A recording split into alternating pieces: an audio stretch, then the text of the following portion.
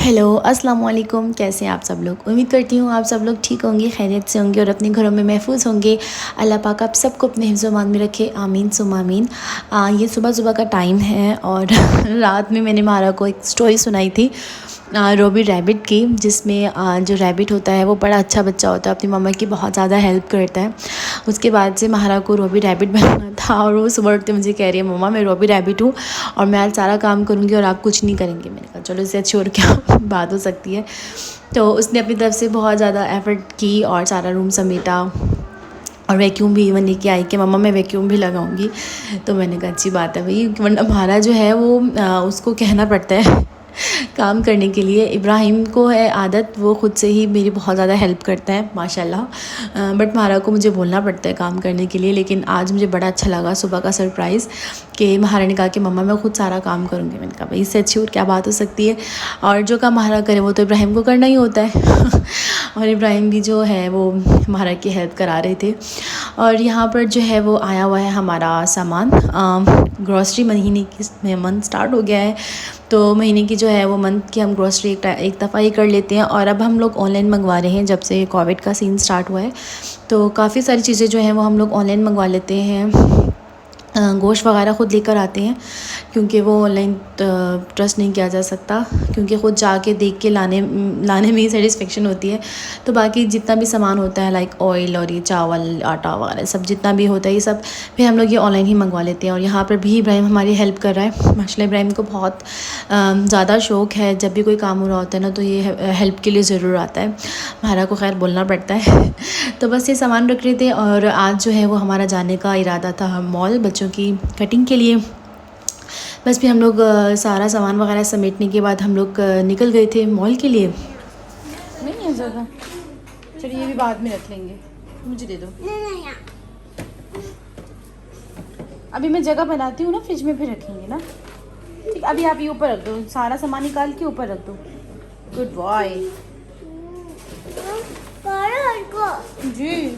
अच्छा ये दो, अभी आप इसको पता है क्या करो इब्राहिम, यहाँ सारा सामान ना यहाँ खोल के रख दो टेबल पे, फिर हम फ्रिज में रखेंगे, ठीक है। चलो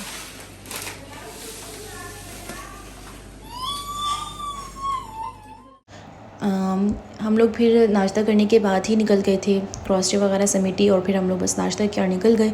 और जल्दी निकल गए थे क्योंकि फिर यही था कि टाइम से फारिग होकर आ जाएंगे, क्योंकि नेक्स्ट डे शाहिद का ऑफ़िस भी था और थोड़ी बहुत शॉपिंग करनी थी, बच्चों के ही कपड़े लेने थे।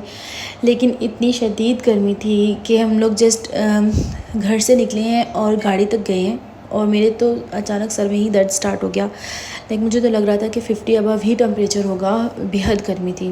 अगर सिर्फ गाड़ी से बैठ के बाहर का व्यू देखें, अंदर एसी चल रहा होता है और बाहर का व्यू देखो तो लगता है बड़ा प्यारा मौसम है, लेकिन ज़रा सी थोड़ी सी विंडो नीचे की तो ऐसी गर्म हवा आपके फक्के आ रहे होते हैं ना, अल्लाह तो। और सबसे बड़ी चीज़ मुझे यहाँ पे गर्मियों में यही लगती है कि आपका आउटडोर बिल्कुल बंद हो जाता है। आपको कहीं जाना है तो ज़्यादा से ज़्यादा आप मॉल चले जाओ, और मॉल में भी इंसान कितना जा सकता है। और बच्चों के साथ तो मतलब तौबा करें जब तक ये छोटे थे तो कोई प्रॉब्लम नहीं हुआ करती थी, माशाल्लाह बड़े हो रहे हैं तो इनके साथ जाना एक लंबा खर्चे का की वजह बनता है। इब्राहिम नहीं करता है चीज़ों में, लेकिन महारा को फिर हर चीज़ चाहिए होती है, उसको टेडी बेयर चाहिए, उसको टॉयज़ चाहिए, उसको फिर पता नहीं क्या क्या चाहिए, तो बड़ा मुश्किल हो जाता है महारा के साथ मॉल में जाना। अब बड़े हो रहे हैं बच्चे। तो खैर हम लोग फिर सिर्फ कटिंग करवानी थी और थोड़ी सी शॉपिंग करनी थी। बहुत टाइम हो गया था कि बच्चों को हम मॉल वगैरह में भी नहीं लेके गए थे। सोचा था कि हम लोग इनको प्ले एरिया में ले जाएंगे, लेकिन हम लोग फिर इनको प्ले एरिया में नहीं लेके गए क्योंकि वहाँ पे बच्चे थे, काफ़ी रश था। तो शायद ने ये कहा कि रश वाली जगह में तो बिल्कुल भी नहीं जाना है, और वीकेंड था तो शायद इस वजह से भी मॉल में प्ले एरिया वगैरह की जगह में रश काफ़ी था। तो खैर हम लोग फिर बस पहले महारा और इब्राहिम की हम लोग एक ही जगह से हेयर कटिंग करवाते थे, किड सैलून से ही। लेकिन शाहिद ने इस दफ़ा कहा कि महारा के लिए कुछ दूसरा सैलून देख लो क्योंकि वहाँ रश था।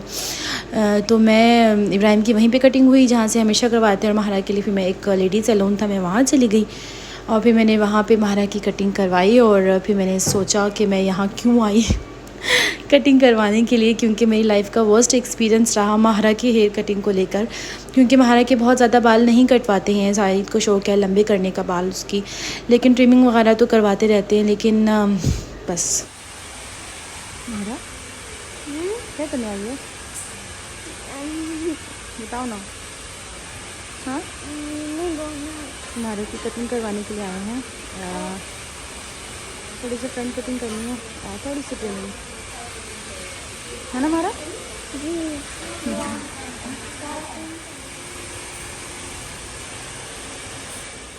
कटिंग का जो रिज़ल्ट है वो मैं आपको बाद में दिखाऊंगी, क्योंकि मुझे यहाँ पे इतना आइडिया हुआ ही नहीं, क्योंकि जल्दी जल्दी में थे और फिर यहाँ पे बच्चों की थोड़े बहुत कपड़े लेने थे और यहाँ हमारा बहुत ज़्यादा तंग करना शुरू कर दिया था कि उसको चीज़ें चाहिए थी।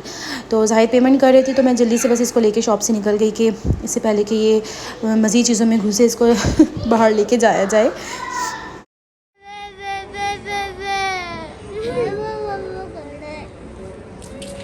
इंसान बन जाओ हमारा,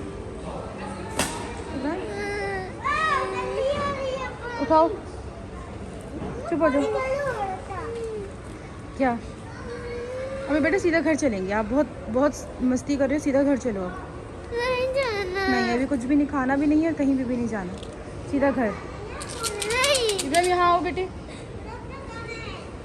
यहाँ आओ, आप दिखाओ अपने, आप भी अच्छे कटे हैं बाल। मास्क उतारोगी ना आ जाएगी पुलिस। वो तो घर आके जब मैंने हेयर वॉश किया तो मुझे आइडिया हुआ कि कितनी बुरी कटिंग की है। आप देख सकते हैं कि सिर्फ ट्रिमिंग करवाई है लेकिन लेंथ बिल्कुल भी बराबर नहीं है, बाल बहुत ज़्यादा ऊपर नीचे हैं और फ्रंट कटिंग भी बेहद बुरी की है उन्होंने। और उल्टा साइड से मुझे डांट पड़ गई कि बालों के साथ क्या करवाया है। मुझे वहाँ बिल्कुल आइडिया ही नहीं हुआ या मैंने इतना ध्यान ही नहीं दिया उस टाइम पर कि मुझे यही था कि अच्छी ही होगी। और घर आई तो मुझे आइडिया हुआ। और यहाँ पर जब से हम अबू धाबी शिफ्ट हुए, हमारा के बाल जो हैं वो बहुत ख़राब भी हो चुके हैं, बहुत ज़्यादा ड्राई हो चुके हैं। तो इसके बालों के साथ ऐसे कुछ भी एक्सपेरिमेंट हम करते ही नहीं है, इवन कटिंग भी बहुत ही कम, सिर्फ ट्रिमिंग वगैरह ही। लेकिन मुझे इतना अफसोस हो रहा था इसके बाल देख कर के, बालों का बेड़ा गर्क कर दिया है। नेक्स्ट टाइम मैं वहाँ कभी भी नहीं जाऊँगी और किसी को रेकमेंड नहीं करूँगी वहाँ जाना। और बाकी आज का व्लॉग अगर अच्छा लगा हो तो लाइक, सब्सक्राइब और कमेंट ज़रूर कीजिएगा। लाइक करना मस्ट है और सब्सक्राइब करना भी मस्ट है। और बाकी अपना बहुत ज़्यादा ख्याल रखिएगा, दुआ में याद रखिएगा हमें और हमारे बच्चों को भी, और दुआ करना हमारे के बाल जल्दी जल्दी ग्रो करें और अपना बहुत ख्याल रखिए। अल्लाह हाफिज़।